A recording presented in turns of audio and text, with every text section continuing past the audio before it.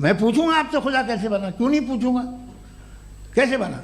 बल्कि वो तो कायनात से कहीं ज़्यादा इंटेलिजेंट है, कायनात से कहीं ज़्यादा कॉम्प्लेक्स। जी वो हमेशा से है, आप कहेंगे मैं मान लूँगा। चूंकि ये यूनिवर्स और इस यूनिवर्स की तमाम चीजें कॉन्टिंजेंट हैं, कॉन्टिंजेंट होने का मतलब ये होता है कि जो अपने एग्जिस्टेंस पे किसी के ऊपर डिपेंड करती हो, तो जाहिर है ये यूनिवर्स कॉन्टिंजेंट है। और अगर कोई चीज कॉन्टिंजेंट नहीं है तो मैं रिक्वेस्ट करूंगा कि मुझे दिखा दें कि कौन सी चीज यूनिवर्स में कॉन्टिंजेंट नहीं है। और जब कॉन्टिंजेंट चीजें मौजूद हैं तो फिलोसोफर्स की इस्तिलाह के मुताबिक हम उस जगह तक पहुंचते हैं और उस हस्ती तक पहुंचते हैं जिसे नेसेसरी बीइंग कहा जाता है, कि ये वो नेसेसरी बीइंग है जिसका मौजूद ना होना नामुमकिन हो। क्योंकि अगर ये मौजूद ना हो तो सारी चीजें एग्जिस्टेंस में आएंगी ही नहीं, और ये सारी कॉन्टिंजेंट चीजें उसी के ऊपर डिपेंड करती हैं। अब अगर आप ये सवाल करते हैं कि फिर उस हस्ती को किसने बनाया, फिर उसका कॉज क्या है, फिर उसका कॉज क्या है, फिर उसका कॉज क्या है, और एंडलेसली चले जाएं, इसे हम कहते हैं इन्फिनिट रिग्रेस ऑफ कॉजेस, जो कि लॉजिकल फैलेसी है।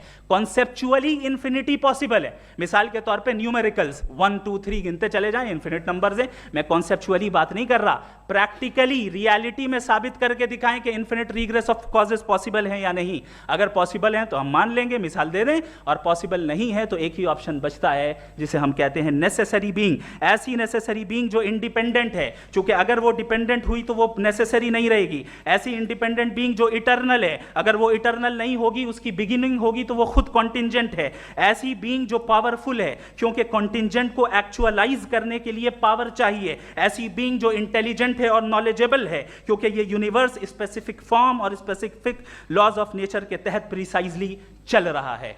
Thank you.